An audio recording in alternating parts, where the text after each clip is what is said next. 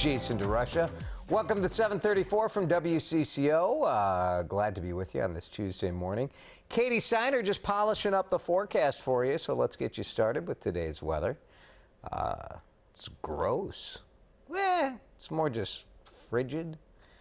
27, very cold this morning. Things do heat up in the middle part of the day. Katie tells me the high temperature will come right about the time you might be waiting at the bus stop to head home around 4. So we're looking at a high temperature around 42 today, which is, just 10 degrees below average. Halloween looking pretty chilly, too, for the kids trick-or-treating. The colder weather does mean that Wild Mountain in Taylor's Falls, they say, what the heck, we may as well open up. They're opening today. The snow against the backdrop of the fall colors. How about that?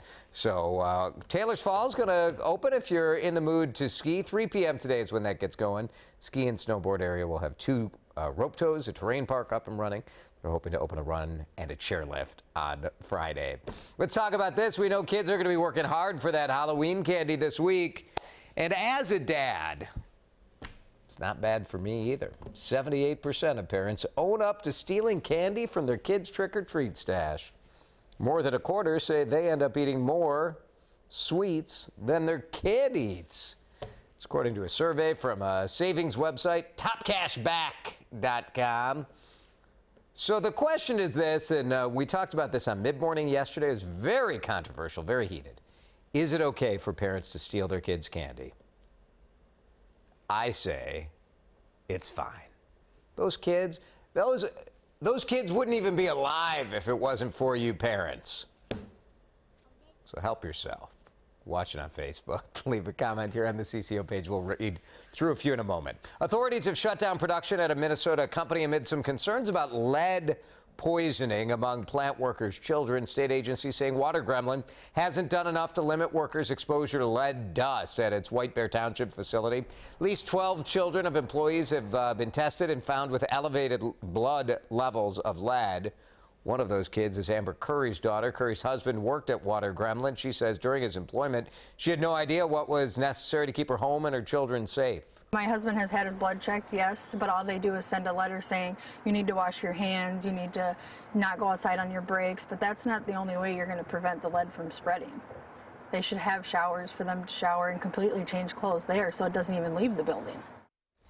Water Gremlin says it is working with the state and Ramsey County to immediately implement protective actions. You can watch our full reports, which also revealed Water Gremlin has also released TCE, a cancer-causing chemical, into the air for more than 15 years. All of that at WCCO.com. Here's another story we've been following for months. Those extremely long wait times for driver's license tests. Stories of parents driving all over the state just to get a testing time for their kids. Many parents and students think those long waits are due to exam stations not being open on the weekend. We talked with Carson Peters, who is one of the lucky ones. It took me about an hour past my scheduled appointment that I had to be able to take the test. I know many of my friends that have had to go in at 3 a.m. or something to sleep there just to get a driver's test in. So the state heard those complaints, and they are testing out some changes starting this Saturday. Driver's exam stations in Arden Hills, Eagan, and Plymouth will be open for extended weekend hours. We'll see how it goes, if it helps, and then maybe that'll be a permanent fix. Your Centerpoint energy bill, your gas bill could be going up. Company wants to tack on about $5 a month for natural gas. This would be to replace or upgrade its pipelines. This thing goes through a process. The final decision wouldn't come for another year, but typically they're allowed to have an interim rate hike, and that could start as soon as January. If the rate hike gets rejected, then they refund you the money. Firefighters in California's wine country racing against Mother Nature. CAL FIRE says it doesn't expect to have the Kincaid fire fully contained until next week. Fire destroyed dozens of homes and businesses. Strong winds did die down yesterday, which finally gave crews a real chance to dig in and try to make a dent against this. But those winds expected to go back up. In Southern California, crews also tackling the Getty fire. That is in Los Angeles. Flames did spare the famed Getty Art Museum, but there were some homes destroyed in the area. Pacific Gas and Electric says plans on cutting power to around 1.5 million people this morning, just desperately trying to prevent More fires. National Security Council's top Ukraine expert testifies today in the impeachment inquiry. Now, House Democrats have decided to go ahead and put the inquiry to a vote. For the last month, the White House has refused to participate in the investigation launched against the president. They said it wasn't legitimate. House Speaker Nancy Pelosi says holding a vote will eliminate any doubt about whether the Trump administration must comply with the investigation. So that vote is scheduled for Thursday. The president, in the meantime, is praising one of the dogs that helped take down the world's top terrorist. He tweeted this picture of the heroic dog who was part of the operation that led to the death of ISIS leader Abu Bakr al-Baghdadi. President said the dog's name is classified, but this picture was declassified. The dog chased al-Baghdadi down a dead-end tunnel. The president said the dog was hurt in the raid, but will be okay. New survey confirms what many parents already know. Teenagers and young children are watching a lot of online video, often more than traditional TV. Reporters from Common Sense Media finds the number of young Americans watching online videos every day has more than doubled. So they're watching for nearly an hour a day, twice as long as they were 4 years ago. And they're often viewing videos on sites like YouTube that are supposedly off limits to kids who are younger than the age of 13. Apple's latest headphones come with more features and pretty big price tag. I don't know, how do you guys feel about this? $250 is what the new AirPods Pro will cost. These might be comparable to like a Bose headphone that has noise cancellation, so that's what this has. It also has something called transparency mode, so you could listen to music but also still be able to hear the world around you, which I think would be nice, especially so many pedestrians walking downtown are wearing AirPods, and you want them to be able to hear a car coming or whatever, a bicycle. AirPods hit stores tomorrow. After a huge jump in sales, Popeyes is bringing that chicken sandwich. You've wanted that sandwich. You couldn't get it. It's coming back on Sunday. $4. It's not bad, right? You're like, what the heck? I'll go give it a shot. They made the announcement on Twitter. But they still found a way to take a swipe after their rival, Chick-fil-A.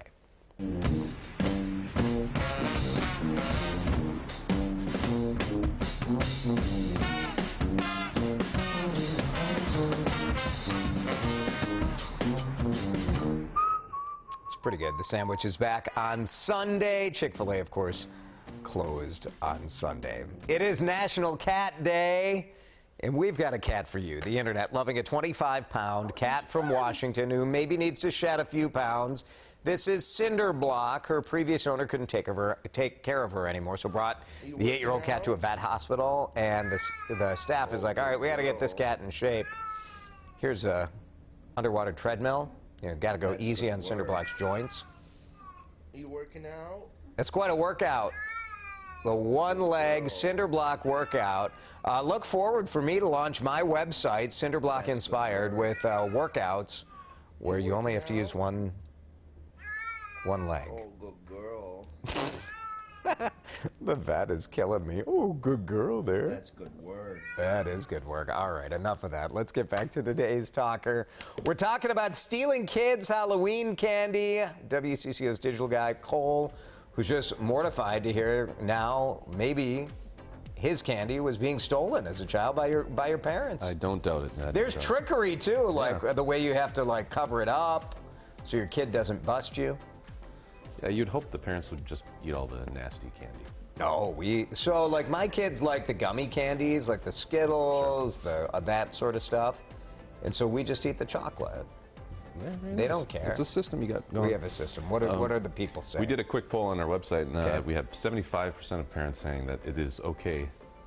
It's fine to steal. Yeah. My kids have Halloween, and we only let them eat a little bit of candy every day, right? Yeah. Not even every day, but you end up with candy still left by Easter. Yeah, it's a lot of stuff. And we have Paul saying, I don't see a problem with it. They usually get enough to share. That's we have right. Blonda saying, yes, parental cut on the candy at least 10%. That seems fair. She later amended it to 20%.